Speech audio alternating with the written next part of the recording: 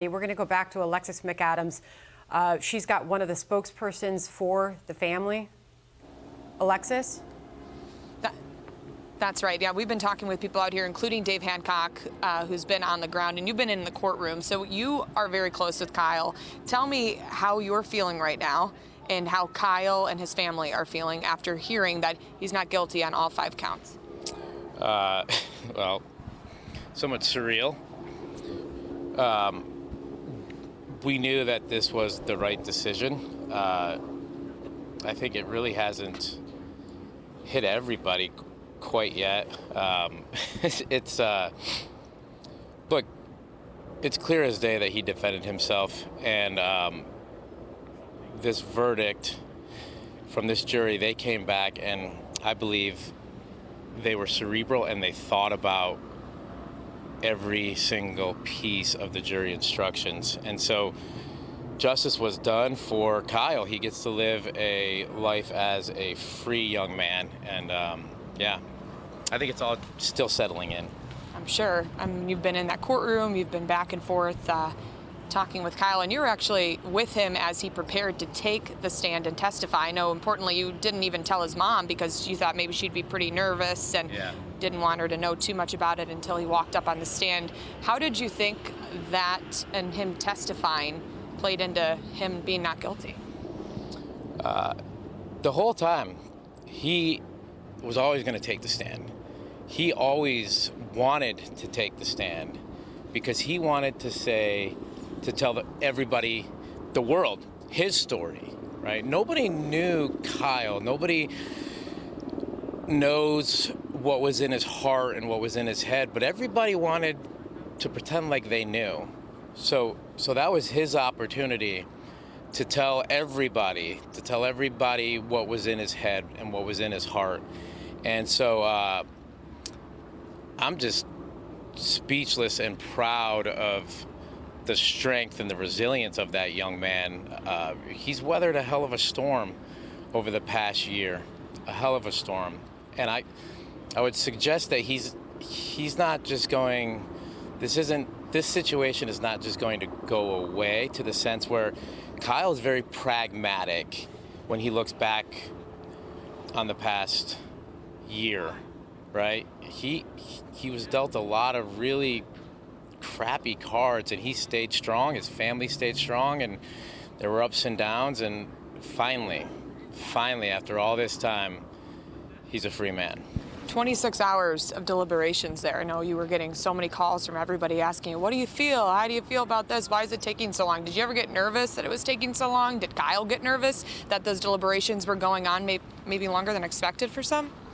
I think some people got nervous. I didn't.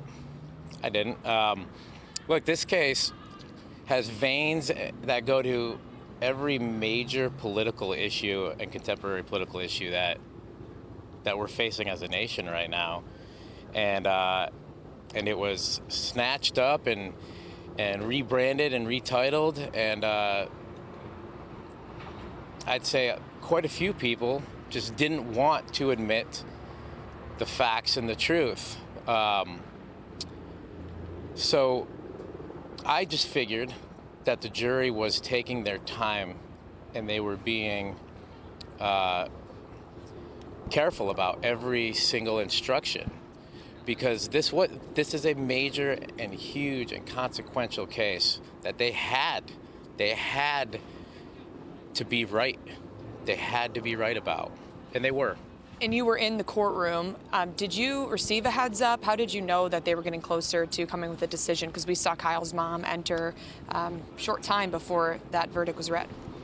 I was a couple blocks away, so I got a phone call that something's coming down here soon, so get on over here quickly. So I came right over, and as soon as I got here, we all ran down to the courtroom, and I'm beyond proud of Kyle for the way that he's handled this past year, and I'm so very relieved that he gets to live his life as an innocent man of what was brought against him here at this courthouse. as you mentioned, that his life will never go back to being what it was before he was on trial here in Kenosha, Wisconsin. What are his next steps here? He's in the area, or has he left? And how do you think he'll proceed with the rest of his day and the rest of his life here?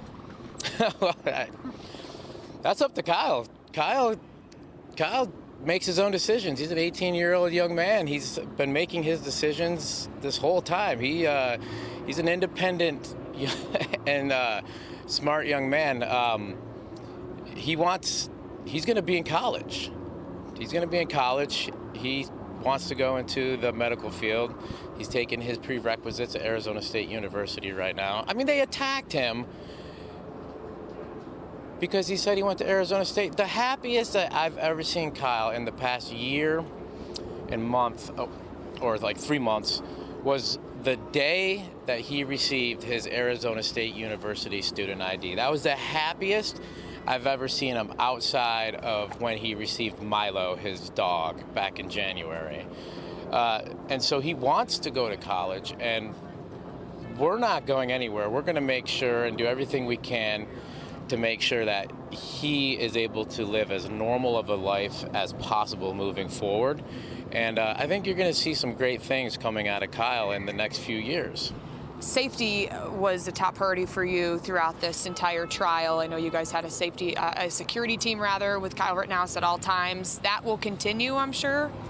We're going to do what needs to be done to keep Kyle safe, but he has the most professional and the most fantastic security team, and they've gotten really close to Kyle, and they're committed to making sure that Kyle can live as normal as a life, at least in the short term, as possible. So I would expect that yes. I don't want to comment on the security aspect, but he's definitely going to be taken care of.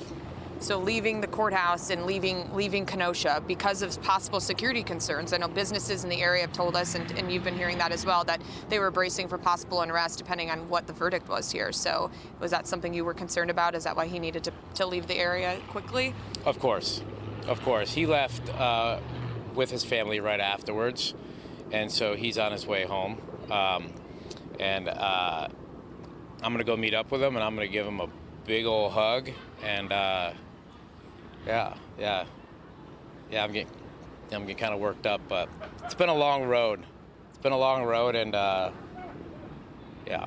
So I think you had to really be maybe kind of the backbone for the family. I know when we spoke with Kyle's mom, Wendy Rittenhouse, when she was in the area for the trial, she was saying that you kept her kind of calm as much as possible throughout this because she had to sit in there and watch so many different things unfold. How did you do that? How did you keep the family feeling optimistic? I just kept reminding them,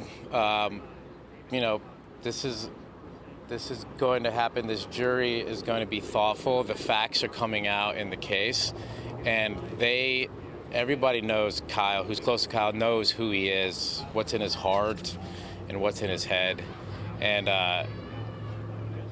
you can't fake that. That's who he is, and that's why he was down there, and that's why he ran down to that other place with a fire extinguisher, because we know the kind of person that Kyle is, and there's comfort in that. Well, thank you very much for joining us, and thanks for talking to us and keeping us updated with the latest details here. As we mentioned, we'll continue to develop how things happen on the ground here in Kenosha and bring it back to you as soon as we get that. Alexis, great job on that. David Hancock representing the Rittenhouse family. We expect that as he just said, he looks forward to seeing him soon. Alexis, thank you. And now here's the news.